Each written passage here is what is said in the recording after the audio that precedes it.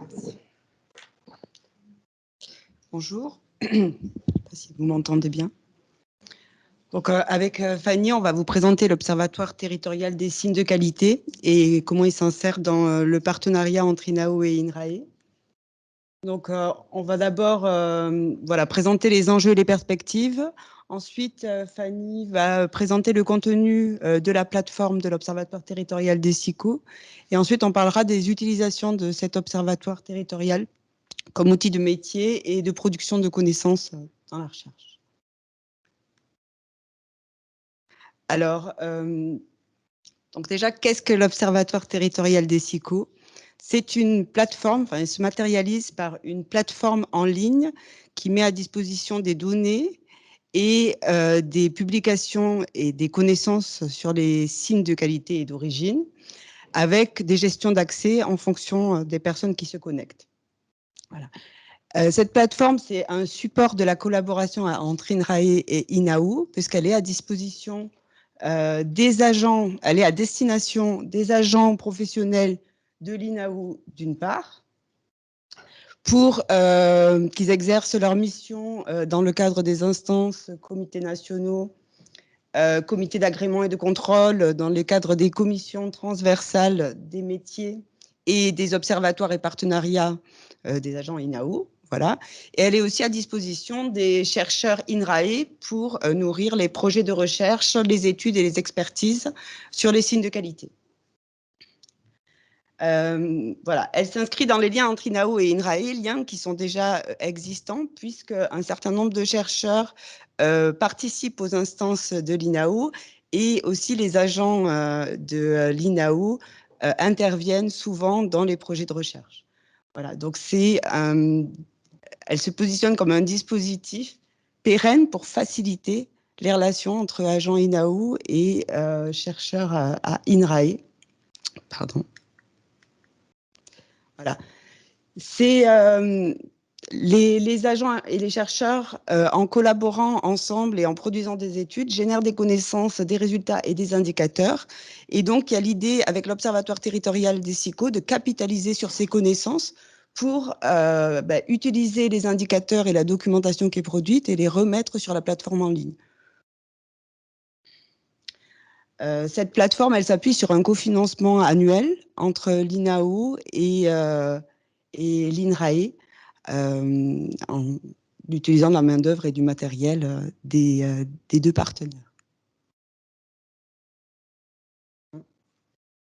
Ah oui.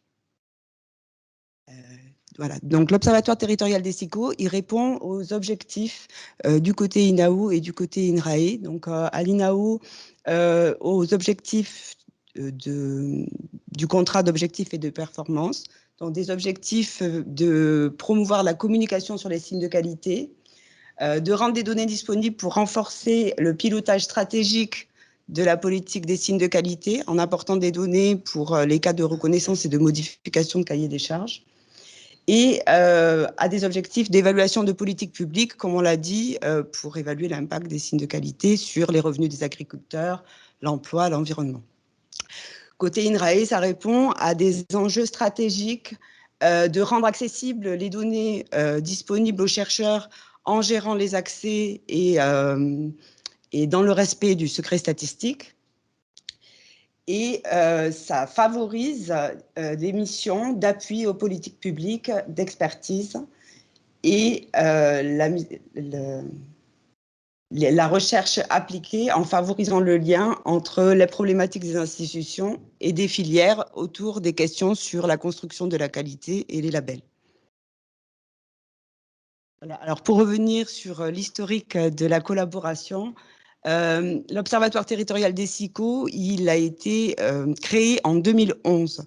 Au départ, il est parti d'une convention entre l'INAO et l'Observatoire de développement rural, qui est une unité de service d'INRAE, qui appartient au département d'éco-sociaux et qui avait déjà... Alors, pourquoi l'ODR? Parce que l'ODR est une unité de service qui travaille sur des partenariats avec différentes institutions, donc le ministère de l'Agriculture, le ministère de l'Environnement, notamment, pour récupérer les données, les traiter et les mettre à disposition des chercheurs.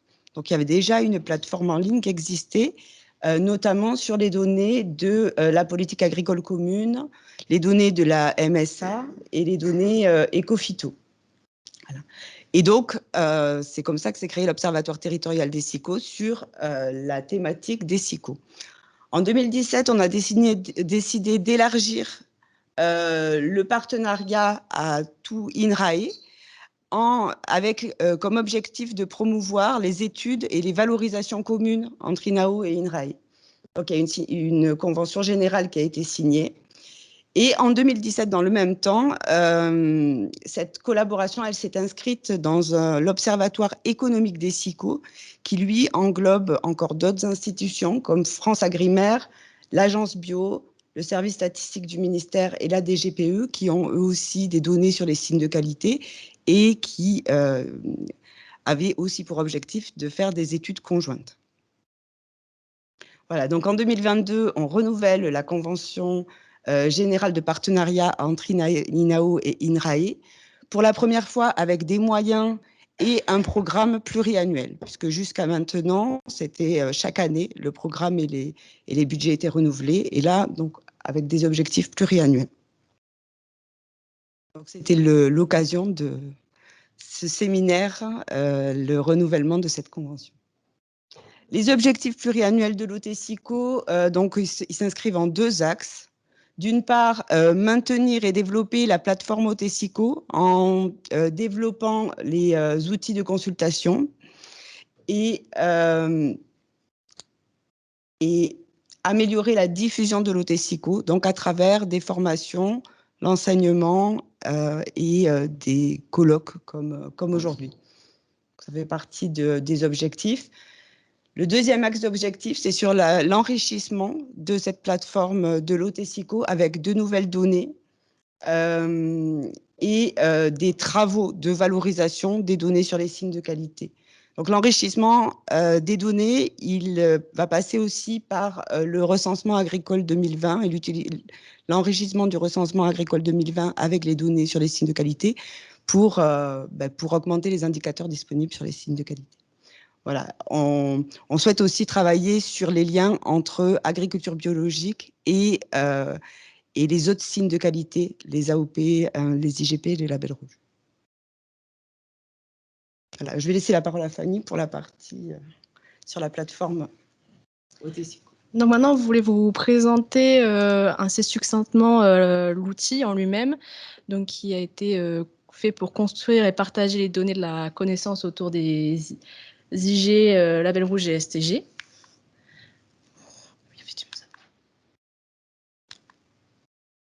Donc, disponible sur la plateforme de l'ODER au niveau du réseau qualité.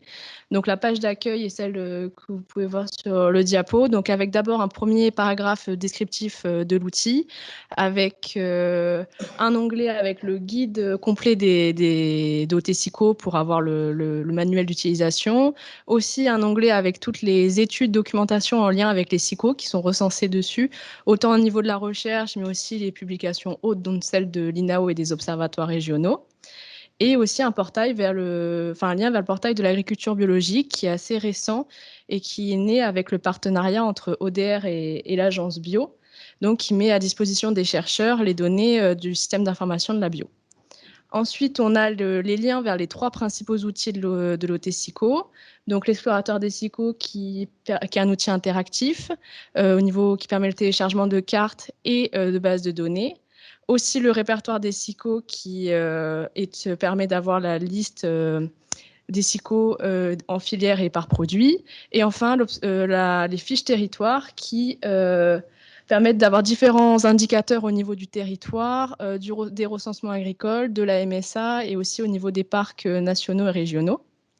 Et enfin, sur cette page d'accueil, on a aussi les chiffres clés qui sont mis à jour au fur et à mesure de la mise à jour de l'outil. Donc, dès qu'on a des nouvelles données, c'est mis à jour automatiquement. Donc ça, cette page-là, elle est disponible à tout le monde. C'est accessible au grand public pour avoir accès aux chiffres clés et aux études documents.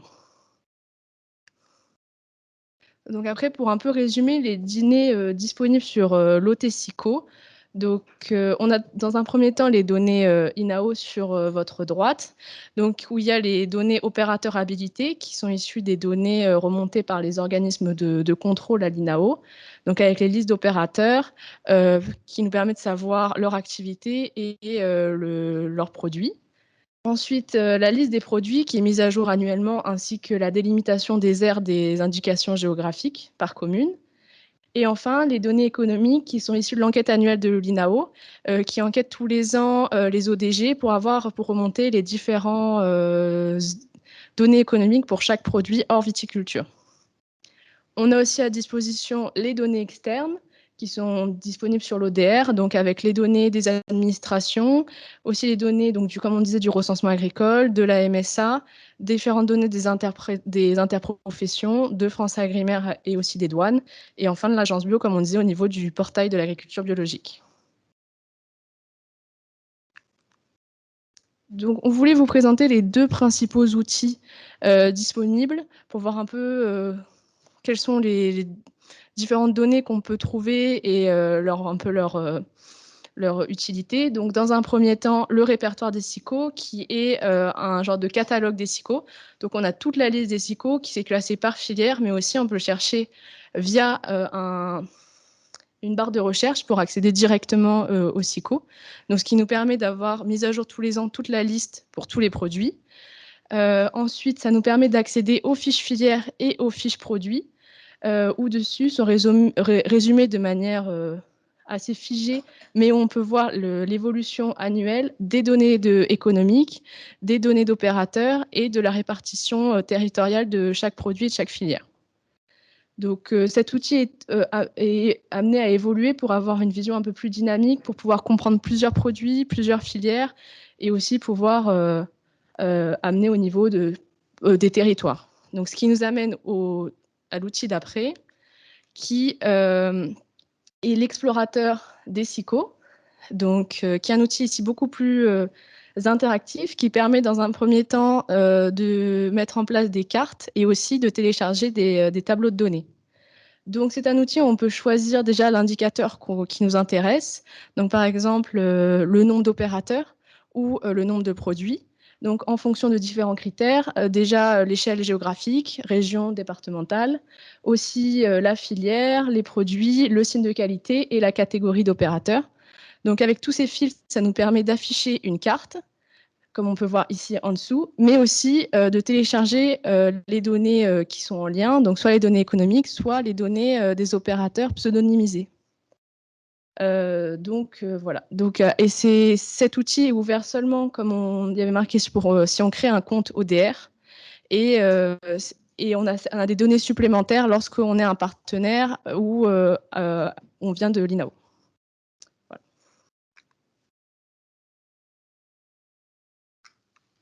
Alors maintenant, quelques exemples de valorisation des données de l'OT-SICO.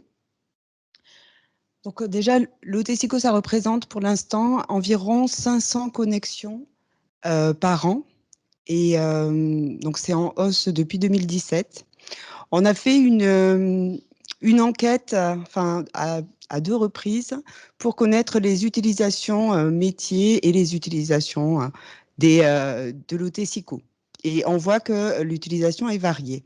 D'une part, pour les métiers de l'OT-SICO, pour les métiers de l'INAO, l'OT-SICO peut être utile à des ingénieurs projets pour connaître les dynamiques des filières SICO pour une assemblée générale, par exemple avec des professionnels, ou lors de demandes de reconnaissance pour instruire les dossiers. L'OT-SICO peut être aussi utile dans le cadre de missions de délimitation pour la protection du foncier, par exemple pour localiser les opérateurs sur les communes, et les opérateurs qui sont impliqués dans les différents signes de qualité. Et enfin, un chargé de communication peut aussi utiliser 5 minutes. Okay. Aussi, c'est utile, mais ça va, dans le cadre de missions de communication, donc pour répondre à des journalistes ou des internautes. Voilà. Au niveau en dehors de l'INAO, l'OT-SICO est utilisé par les partenaires, notamment les partenaires régionaux, pour des publications régionales sur les chiffres clés, sur les signes de qualité. Dans la recherche, donc là c'est un exemple d'utilisation dans la recherche, les données individuelles sur les opérateurs peuvent être utilisées par exemple pour identifier les exportateurs sous signe de qualité et travailler sur l'impact des signes de qualité sur les ventes à l'export. Voilà. Ces données sont utilisées, et l'outil principalement, pour les publications de l'INAO et de ses partenaires. Donc, cet outil met en commun toutes les bases de données de l'INAO au niveau économique, ce qui nous permet d'extraire au niveau de l'INAO les données et de réaliser aussi les cartes qui sont disponibles dans les publications. Donc, ça nous permet de réaliser les chiffres clés annuels qui étaient, par exemple, disponibles à l'entrée, mais aussi les publications sectorielles, donc au niveau du lait, en partenariat avec le CNAOL, et viande et volaille avec Fil Rouge et le SINALAF, et aussi les publications régionales qui sont faites par les observatoires régionaux des SICO, donc qui utilisent l'OT-SICO, donc l'espérateur des SICO sur la partie plus territoriale en sélectionnant les territoires concernés, et aussi de réaliser des études thématiques, par exemple l'étude qui est affichée, qui date de 2017, sur la méthodologie d'évaluation de l'impact des signes de qualité sur l'emploi, qui a amené, donc, pour faire le lien, à un stage qui a été fait cette année pour déterminer l'emploi dans les exploitations agricoles qui font des signes de qualité, donc qui a été fait en partenariat avec l'INRAE et donc l'ODR, qui a permis l'appariement des données entre les opérateurs habilités et le recensement agricole, ce qui nous a donc permis d'étudier le recensement agricole en sachant chaque agriculteur quel SICO il faisait, donc grâce à cet appariement. Donc ça nous a permis de répondre à 3 questions. La description du nombre d'emplois directs total, aussi quelle différence de contenu en emploi direct dans les exploitations SICO et hors SICO, et aussi le rôle des SICO dans les maintiens de l'emploi.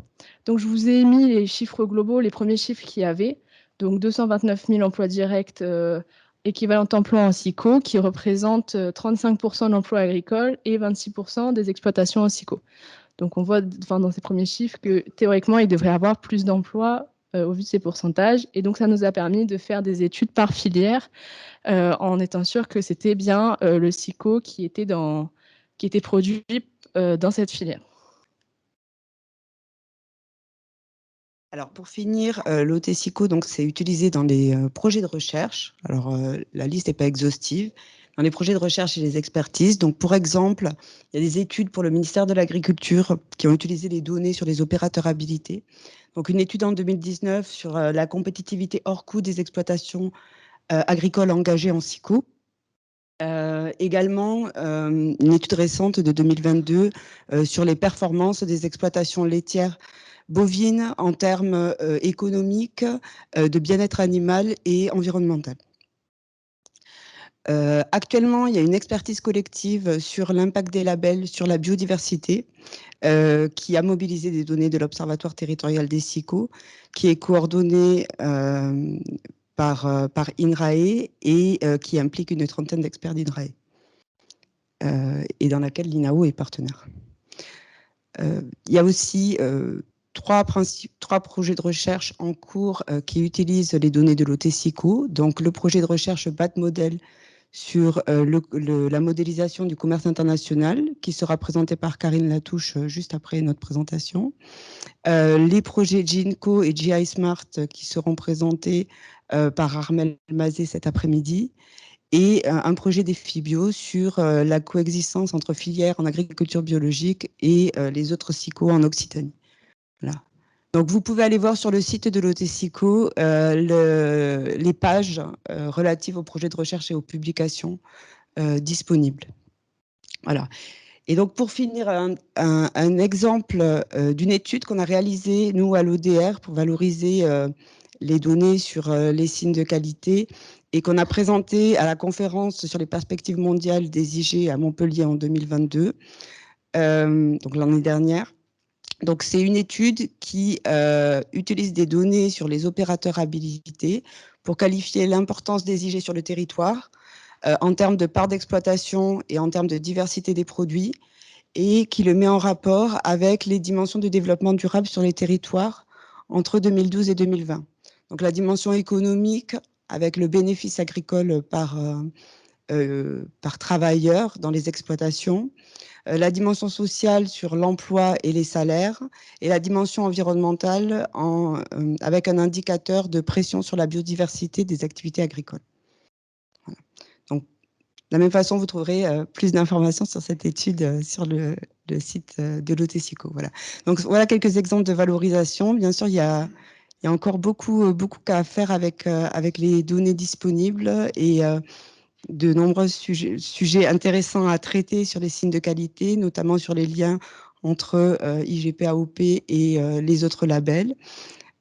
Vous pourrez, puis pendant cette conférence, je suis sûre vont émerger de nombreux sujets, notamment dans les discussions autour des tables rondes. Et vous avez à disposition, là, dans la salle, des posters qui reprennent l'essentiel sur l'Observatoire territorial des SICO. Et vous pouvez, avec le QR code, ça vous renvoie sur le site Internet, directement vous connecter. Voilà. Merci pour votre attention.